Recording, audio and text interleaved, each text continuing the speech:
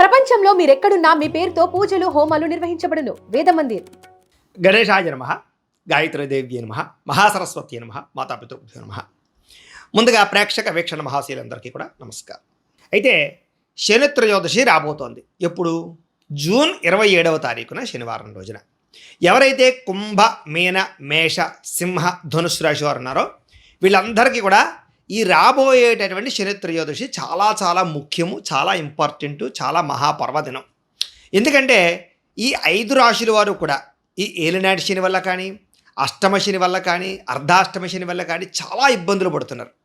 కుంభమీన మేషరాశి వారికి ఏలినాటి శని నడుస్తుంటే, సింహరాశి వారికి అష్టమ శని, ధనుస్సు రాశి వారికి అర్ధాష్టమ శని నడుస్తుంది. ఈ కారణంగా వీళ్ళకి ఎన్నో రకాల ఈతి బాధలు, ఇబ్బందులు అనుభవిస్తూ ఉన్నారు ఆల్రెడీ. అయితే ఎలాంటి ఈతి బాధలు, ఇబ్బందులు అనుభవిస్తున్నారయ్యా వీళ్ళందరూ ఈ కారణంగా అంటే కనుక చాలామందికి జీవితంలో ఆరోగ్య సమస్యలు, ముఖ్యంగా మనశ్శాంతి లేకపోవడం, చేసేది కలిసి రాకపోవడం, కుటుంబ కలహాలు, ఆర్థిక ఇబ్బందులు, అనవసరమైన తగాదాలు, చేసే పని కలిసి రావకపోవడము, నిద్ర లేకపోవడము, నిద్ర పట్టకపోవడం లాంటివి, మెంటల్ టెన్షన్లు అధికమైపోవడము, అలాగే ఏం చేద్దామన్నా పనులన్నీ జాప్యం, అవకాశాలేమో చివరిదాకా వచ్చి చేజారిపోతుండడం, ఇలాంటి సమస్యలన్నీ కూడా ఏలినాటి శని వల్ల, శని దోషాల వల్ల కలుగుతూ ఉంటాయి.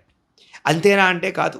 ముఖ్యంగా రుణబాధల్ని కలగజేసేటటువంటి వాడు, అప్పుల పాలు చేసేటటువంటి వాడు, అవమానానికి గురి చేసేటటువంటి వాడు, లేదా డబ్బులు వృధాగా ఖర్చు పెట్టడానికి కారకత్వం అయ్యేటటువంటి వాడు, అలాగే ప్రేమించినటువంటి వ్యక్తులకి మధ్య అనవసరమైన తగాదాలు లేదా వివాహ సంబంధాలు చివరిదాకా వచ్చి ఆగిపోతూ ఉండడాలు, లేదా సంతాన ప్రయత్నాలు చేసేవారికి మిస్క్యారీలు అవుతూ ఉండడాలు, లేదా సరైనటువంటి సంతాన సౌభాగ్యం కలగకపోకుండా ఉండడాలు, ఇలాంటి కారణాలు కూడా ఏలినాటి శని, అష్టమ శని, అర్ధాష్టమ శని ఉన్న ప్రతి సమయంలో అలాగా వీటి వల్ల కూడా ఇబ్బందులు తలెత్తుతూ ఉంటాయి.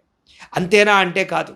వాహన ప్రమాదాలు కానీ, యాక్సిడెంట్లు అవ్వడం కానీ, శస్త్రచికిత్సలు కానీ, లేదా దీర్ఘకాలిక రోగాలు లేని వారికి చాలామందికి ఏంటంటే ఈ అష్టమ శని, అర్ధాష్టమ శని, ఏలినాటి శని నడుస్తున్నప్పుడే దీర్ఘకాలిక రోగాలు ఎంటర్ అవుతూ ఉంటాయి, లేదా పడిపోదాలు, దెబ్బలు తగిలించుకోవడాలు, శస్త్రచికిత్సలకు కారణం అవుతూ ఉంటాయి. కాబట్టి ఇలాంటి పెద్ద పెద్ద సమస్యలకి ఈ ఏలినాటి శని కారణం అవుతుంటుంది. అంతేకాదు, చాలామంది విదేశాలు వెళ్ళాలనుకుంటే చివరిదాకా వచ్చి వీసాలు రిజెక్ట్ అవ్వడాలా, లేదా విదేశాల్లో ఉన్న వారికి ఉద్యోగ సమస్యలతోటి, లేదా ఉద్యోగాలు పోవడాలు, లేదా బిక్కుమంటూ ఉద్యోగాలు చేయడాలు, ఎప్పుడు పోతుందా, ఎప్పుడు తీసేస్తారా అని చెప్పి బాధపడుతూ ఉండడాలు, టెన్షన్ పడుతూ ఉండడాలు, వేరే మంచి ఉద్యోగాల కోసం వెతుక్కుంటూ ఉంటే రాకపోతూ ఉండడాలు, ఇలాంటి సమస్యలకు కూడా గురి చేస్తూ ఉంటాడు. అక్కడ విదేశాలనే కాదు, ఇక్కడ కూడా ఉద్యోగపరంగా లేనిపోని సమస్యలు ఇరుక్కోవడం, లేదా సమస్యలు ఇరుక్కుని ఉద్యోగాలు పోగొట్టుకోవడం, ముఖ్యంగా గవర్నమెంట్ ఉద్యోగస్తులకి చేసిన తప్పుకో, చేయని తప్పుకో సడన్గా విజిలెన్స్ వాళ్ళలో రకరకాల రైడుల్లోనూ ఇంకొక కారణం చేత ఇరుక్కుపోవడాలు, ఐటీ దాడులు జరగడాలు, ముఖ్యంగా వ్యాపారస్తులకి. తద్వారా ఏంటంటే ఎక్కువగా సమస్యలు, కోర్టు కేసులు, పోలీస్ కేసులు ఇరుక్కునే అవకాశాలు, ఆస్తి వివాదాలు కలగజేసే అవకాశాలు కూడా ఈ ఏలినాటి శని, అష్టమ శని, అర్ధాష్టమ శని చూపిస్తుంది. అంటే కనుక ఇది సామాన్యమైనటువంటి దోషం కాదు, చాలా ఇబ్బంది పెడుతూ ఉండేటటువంటి దోషాలుగా మనం చూడొచ్చు. అంతేకాదు, ఇంట్లో భార్యాభర్తల మధ్య గొడవలు, పిల్లల మాట వినకపోవడం, డబ్బు వచ్చినట్టు ఖర్చు అయిపోవడం మంచి నెలలాగా, అలాగే ఏంటంటే తప్పనిసరి పరిస్థితులు అప్పులు చేస్తే అవి తీరకపోవడం, ఈఎంఐలు, క్రెడిట్ కార్డులు కట్టలేకపోవడం, దుబారా వస్తువులు కొనడం, నమ్మక ద్రోహాలు, షూరిటీ సంతకాలు పెట్టి మోసపోతూ ఉండాలి, దానికోసం అనవసరమైన వాటికి తగాదాలకి కోర్టులు అంబడి తిరుగుతుండాలి, లేదా ఎవడో చేసిన తప్పుకి పోలీస్ కేసుల ద్వారా, రకరకాల కేసుల ద్వారా ఇరుక్కోవడాలు, ఇలాగేంటంటే సమస్యల వలయంలో పాడేసేటటువంటి, ఇబ్బంది పెట్టేటటువంటి పరిస్థితులు ముఖ్యంగా ఈ 5 రాశుల వరకు ఎక్కువగా కనపడుతూ ఉన్నాయి. ఇంచేత ఈ శని ప్రభావం వల్ల. అలా అని చెప్పి శని చాలా దుర్మార్గుడు, ఎప్పుడు వచ్చినా పాడు చేసేస్తాడు అనుకోవడానికి లేదు. ఎందుకంటే అదే శని కనుక యోగించాడా మళ్ళీ తిరిగి ఇలాంటి సమస్యలన్నింటి నుంచి మనల్ని బయటపడేయగలిగేవాడు కూడా ఆయనే. తొందరగా జీవిత స్థిరత్వాన్ని ఇచ్చేవాడు కూడా ఆయనే. శని ఏమిచ్చినా స్థిరత్వంగా, భారీగా, గ్రాండ్గా, పెద్దగా ఇస్తాడు. అందుకని చూడండి, చాలామంది శని వెళ్ళిపోతూ జీవితాన్ని నిలబెట్టి వెళ్తాడరా అని చెప్తుంటారు. కాబట్టి అలాంటి శని అనుకూలించాడా మళ్ళీ ఇలాంటి సమస్యలన్నింటి నుంచి పోగొట్టి జీవితంలో మంచి స్థాయికి తీసుకెళ్తాడు, సమస్త కోరికలు నెరవేరుస్తాడు, ఇతిబాధల నుంచి పోగొడతాడు. అయితే మరి ఏ రకంగా ఈ శని దోషాలని పోగొట్టుకుని మన జీవితంలో ఉండే సమస్యల నుంచి బయటపడాలయ్యా అన్నట్లయితే కనుక అలాంటి వారి గురించే అదృష్టంగా వచ్చినటువంటిదే ఈ శని త్రయోదశి. అయితే చాలా శని త్రయోదశులు వస్తాయి. వాటికి ఇప్పుడు రాబోయేటటువంటి 27వ తారీఖు వచ్చేటటువంటి శని త్రయోదశికి తేడా ఏమిటయ్యా అన్నట్టయితే కనుక ఈ శని త్రయోదశి శనీశ్వరునికి చాలా ప్రీతి కలిగినటువంటి శని త్రయోదశి. కారణం ఏంటి అంటే శనీశ్వరుడు జ్యేష్ఠ మాసంలో అమావాస్య రోజున జన్మించాడు. అందుకని ఆయనకి జ్యేష్ఠ మాసం అంటే చాలా ఇష్టం. అలాంటి జ్యేష్ఠ మాసంలో వచ్చేటటువంటి శని త్రయోదశి కాబట్టి ఆ రోజున ఎవరైతే శనీశ్వరుడికి సంబంధించినటువంటి జప తర్పణ హోమ మండప ఆరాధనలు చేస్తారో లేదా తైలాభిషేకాన్ని చేస్తారో దానికి సంబంధించి దానాన్ని చేస్తారో మంత్రానుష్ఠానం చేస్తారో కనీసం శనీశ్వరాయ నమః అని తలుచుకుంటారో వాళ్ళందరికీ కూడా శని దోషాన్ని పోగొట్టడంలో సంశయం లేదు. అంత విశేషం, అంత గొప్ప సుదినం అది ఆ రోజు. అయితే మరి ఏం చేయాలండి, ఆ రోజున ఎలాంటి పరిహారాలు పాటించాలి లేదా ఏం చేయాలి అన్నట్లయితే కనుక దీనికి 2 రకాల ఉపాయాలు నేను మీకు చెప్తాను. ఒకటి ఏంటంటే కనుక సంపూర్ణ శనైశ్చర గ్రహ దోష పరిహార శాంతి ప్రక్రియ. దాన్ని ఎలాగంటే కనుక దాన్ని బ్రాహ్మణ ద్వారా చేయించాలన్నమాట. అంటే దీన్ని ఎలాగంటే కనుక ఇందులో పాల్గొనడం ఏంటంటే కనుక మేము మా పీఠంలో, మాది వెదురుపాక గాయత్రి పీఠంలో ఏంటంటే నేను ఆ రోజున చక్కగా కొంతమంది బ్రాహ్మణులు పెట్టి ఎవరైతే ఈ యొక్క శని దోషంతో బాధపడుతున్నారో వాళ్ళ యొక్క గోత్రాలు పేర్లు తీసుకుని ఆ గోత్రనామాలతోటి మా పీఠంలో ఉండే బ్రాహ్మణ ద్వారా ఆ రోజున విఘ్నేశ్వర పూజ, తిల మండప ఆరాధన అంటే నువ్వులతోటి మండపాన్ని వేసి చక్కగా అందులో శనీశ్వరుని ఆవాహన చేసి ఆరాధన చేసి అధిదేవత ప్రత్యధిదేవత సహితంగా ఆవాహన చేసి అలాగే నవగ్రహాలని ఆవాహనం చేసి అలాగే అష్టదిక్పాలకులని బ్రహ్మాది దేవతలని ఇంద్రాది దిక్పాలకులని అందరూ కూడా ఆవాహన చేసి చక్కగా అర్చన చేయడం జరుగుతుంది. అదయిన తర్వాత తైలాభిషేకం అంటే ముఖ్యంగా ఇక్కడ మందపల్లిని ఉంటుంది, అక్కడ చాలా విశేషం శనీశ్వరుడు మందేశ్వరుడిని ప్రీతి. అక్కడికో 2 బ్రాహ్మణులు పంపించి ప్రత్యేకంగా అక్కడ తైలాభిషేకాన్ని చేయించడం అందరు గోత్రనామాలతోటి. అలాగే మళ్ళా పీఠంలో చక్కగా ఏదైతే శనీశ్వరుడికి సంబంధించినటువంటి మూలమంత్రం ఉంటుందో దానికి కొన్ని లక్షలు బ్రాహ్మణుల చేత జపం చేయించడం. అలాగే అది అయిపోయిన తర్వాత ఈ యొక్క తిలాతర్పణం అని ఉంటుంది, దాన్ని క్షీర తిలాతర్పణాన్ని ఆ రోజు ప్రత్యేకంగా చేయించడం జపం చేసిన సంఖ్యకి తగ్గ. అలాగే శనికి సంబంధించిన మూలమంత్రంతో అలాగే నవగ్రహ మంత్రాలతోటి అలాగే మిగతా అష్టదిక్పాలక మంత్రాలతోటి అలాగే మృత్యుంజయ మంత్రంతో రుద్రమంత్రాలతోటి కూడా హోమం చేయించడం జరుగుతుంది. హవనం అంటారు దాన్నే. అలాగే ఈ నువ్వులతోటి దానితోటి నవధాన్యాలతోటి కూడా ఆ రోజు ప్రత్యేకంగా హోమం చేయించడం జరుగుతుంది. చేసి అలాగే దానికి సంబంధించినటువంటి ఇలాంటి మాలలు ఉంటాయి, శనీశ్వరికి సంబంధించినటువంటి పూజలో ఇలాంటి మాలలు పెట్టి ఈ మాలల్ని ఎవరైతే పూజల్లో పాల్గొన్నారో వాళ్ళందరికీ కూడా ప్రసాదంతో పాటుగా పంపించడం జరుగుతుంది. ఎవరైతే ఈ మాల మెళ్ళలో ధరిస్తారో వాళ్ళందరికీ కూడా శని దోషము కానీ నరదిష్టి కానీ నరఘోష కానీ ఎలాంటి దోషాలు ఉన్నా కూడా సంపూర్తిగా తొలగడమే కాదు, ప్రమాదాలు కానీ యాక్సిడెంట్లు కానీ ఏవీ జరగకుండా ఉంటాయి, ఐశ్వర్యం నిలబడుతుంది, అలాగే దిష్టి తగలకుండా ఉంటుంది. చాలా అద్భుతమైనటువంటి జీవితంలో మార్పు అయితే మీరు చూడబోతారు.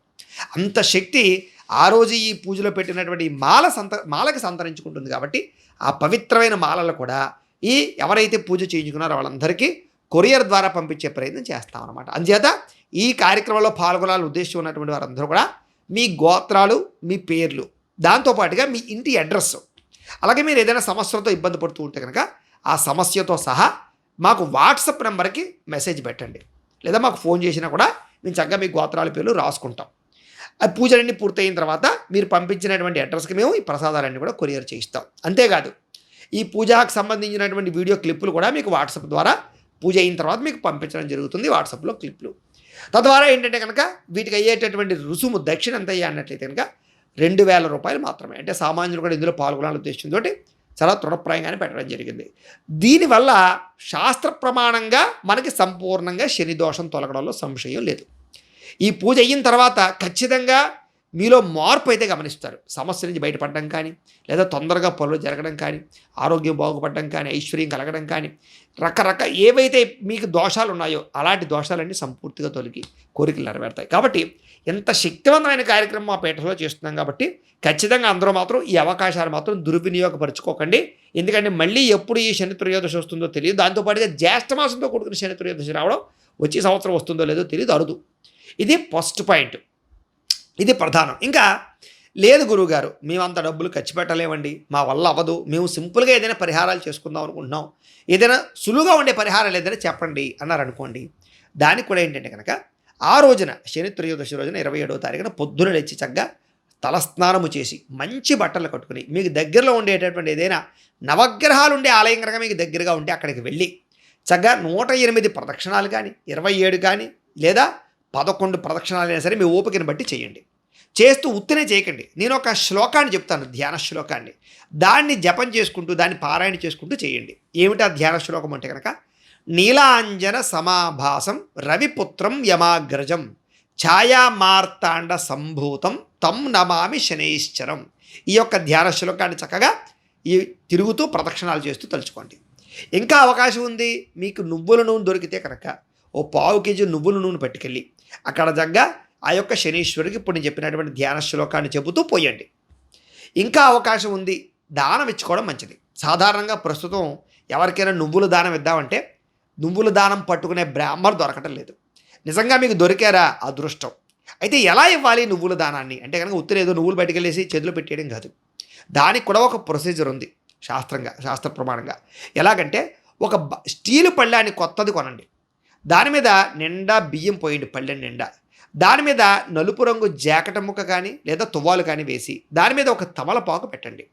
దాని మీద 19 గ్రాములు నువ్వులు వేయండి. అంటే కనీసం 2-3 చెంచాలు, అంతకన్నా ఎక్కువ కూడదు. నువ్వులు ఇన్నిస్తే అంత బంగారం కానీ అంత ధనం కానీ ఇవ్వాలి. అంత ఇవ్వలేం కదా మనం. అంచేత 19 గ్రాములు నువ్వులు పెట్టి వేసి బెల్లం మొక్క ఓ 1/2 కేజీ బెల్లం మొక్క పెట్టండి దాని పక్కన. అలాగే వాసం మేక్ కానీ ఇనప మేక్ కానీ పెట్టండి. పెట్టకపోయినా పర్వాలేదు, ఎందుకంటే అలాగే స్టీల్ కంచం ఇస్తాం కదా. అలాగే తాంబూలం పెట్టండి. 3 తమలపాకులు పోక చెక్క పెట్టి విశేషంగా దక్షిణ అంటే కనీసం 500 రూపాయల కన్నా ఎక్కువ ఎంత ఇస్తే అంత మంచిది. ఎందుకంటే ఆ దోషం పట్టుకున్న బ్రాహ్మణుడు ఆ దోషం పోగొట్టుకోవాలంటే 1,00,000 గాయత్రి జపం చేయాలి. అంటే కనీసం 10-15 రోజులు పడుతుంది వాడికి. కాబట్టి అంత ఎక్సర్సైజ్ వాడిని చేసుకోవాలి. కాబట్టి దానికి తగ్గ ఏదో తృణప్రాయంగా 50-25 ఇచ్చేసి వదిలించేసుకోవడం కాదు. తెలబ్రాహ్మడికి మనం ఎంత విశేషంగా దక్షిణిస్తే దోషం అంతలా పోతుంది. ఎందుకంటే ఆయన దోషం పోగొట్టుకోవాలి. కాబట్టి మన దోషం పట్టుకున్నాడు, ఆయన మన పాపం తీసుకుంటున్నాడు. అంచేత చూడండి, కావాలి ఎక్కడైనా సరే తెలబ్రాహ్మడు ఎక్కడ ఆరోగ్యంగా ఉండడు, మీకు ఎక్కడ ఐశ్వర్యం ఉండదు అతనికి. కారణం ఏంటి? మన పాపాలన్నీ మోస్తున్నాడు అతను. చాలా ఆయుష్ క్షీణించిపోతుంది. చూడండి, కావాలంటే మీరు ఎవరైనా ఎంక్వైరీ చేసుకోండి, లేకపోతే ఏదైనా దానికోసం ఏదైనా పరిశోధన చేసుకోండి. మీరు ఎక్కడ తెలబ్రాహ్మడు చూసుకోండి.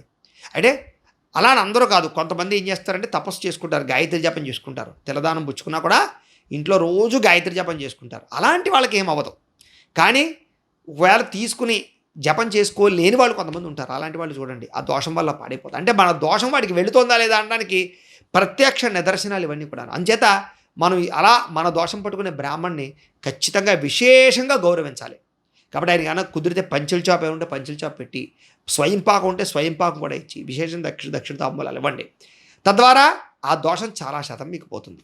లేదా ఆల్రెడీ మా పీఠంలో అయితే కనుక మీకు దానికి సంబంధించి తిలాహోమాలు అవి చేస్తాం కాబట్టి తద్వారా కూడా మీకు దానం ఇవ్వకపోయినా ఆ ఫలితం వస్తుంది. కానీ అవకాశం ఉంటే ఇలా చేసుకోండి. ఇంకా అద్భుతమైనటువంటి ఉపాయం ఏమిటయ్యా అన్నట్లయితే కనుక నువ్వుల నూనె ఉంటుంది. ఆ నువ్వుల నూనెతో కనీసం దీపారాధన చేయండి, లేదా చిమ్మిల నైవేద్యం పెట్టండి. ఇలాంటివన్నీ చేస్తూ చక్కగా ఆ రోజు కనుక ఏకభుక్తం అంటే మధ్యాహ్నం భోజనం రాత్రి టిఫిన్ కానీ, లేదా రాత్రి భోజనం మధ్యాహ్నం టిఫిన్ చేసి కానీ అది చేయొచ్చు. లేదు ఉండలేకపోయారు అనుకోండి, పొద్దున టిఫిన్ చేసేయండి, మధ్యాహ్నం మామూలుగా టిఫిన్ చేసేయండి, రాత్రి భోజనం చేయండి. ఇలాగ ఏ రకంగానైతేనే ఏకభుక్తం అంటే ఒక్కసారి అన్నం పదార్థం తినడం. ఇలాగా ఆ రోజున ఇలాంటి వ్యవహారం చేసుకుని మీకు కనీసం నవగ్రహాల ఆలయాలు ఎక్కడ దొరకలేదనుకోండి, కనీసం శివాలయానికి వెళ్ళైనా సరే ఆ రోజు దండం పెట్టుకోండి. ఇలా చేసుకున్నట్లయితే కనుక మీకు ఈ శని దోషం సంపూర్తిగా తొలగడమే కాదు, రాబోయే రోజుల్లో మీకు దీనివల్ల కలిగేటటువంటి ఎటువంటి ఇబ్బందులు కలగకుండా సకలేశ్వరి భోగభాగ్యాలు కలుగుతారు. అంత విశేషం ఈ రాబోయే 27వ తారీఖు వచ్చే శని త్రయోదశి ఉంది. కాబట్టి ప్రేక్షకులందరూ కూడా చక్కగా ఈ అవకాశాన్ని సద్వినియోగపరుచుకునే ప్రయత్నం చేయండి అని ప్రత్యేకంగా తెలియజేస్తూ, అందులాగే ఇప్పుడు మేము చెప్పినటువంటి కార్యక్రమంలో పాల్గొనే ఉద్దేశిస్తున్నట్లయితే కనుక ఈ కింద కనపడుతున్నటువంటి ఫోన్ నెంబర్ల ద్వారా మమ్మల్ని సంప్రదించవచ్చు అని ప్రత్యేకంగా తెలియజేస్తూ, దీనికి సంబంధించినటువంటి ఏమైనా అనుమానాలు ఉన్నట్లయితే కనుక కామెంట్ల రూపంలో పెట్టండి, మీకు రిప్లై ఇస్తాం. లేదా మీరు ఫోన్ చేసినా కూడా మీ సందేహానికి సమాధానాన్ని తెలియజేస్తామని తెలియజేస్తూ, అలాగే ఈ వీడియో కనుక మీకు నచ్చినట్లయితే లైక్ మాత్రం ఖచ్చితంగా చేయండి. ఈ వీడియో కింద కామెంట్లో ఓం శనైశ్చరాయ నమః అని కామెంట్ పెట్టండి, ఆయన్ని తలుచుకుని పెట్టండి. తద్వారా కూడా కొంత శనిగ్రహం అని కూడా కలుగుతుంది. ఎందుకంటే ఆయన అనుకూలత కలగందే ఇలాంటి కార్యక్రమాలు మనం చేయలేం.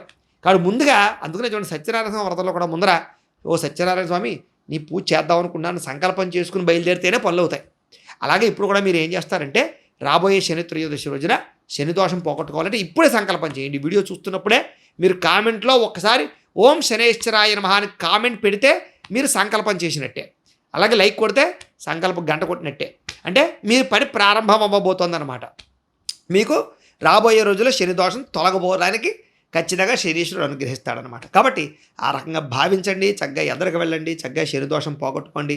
మీరందరూ సకలేశ్వరి భోగభాగాలు పొందండి అని మనస్ఫూర్తిగా శనీశ్వరుని ప్రార్థన చేసుకుంటూ స్వస్తి.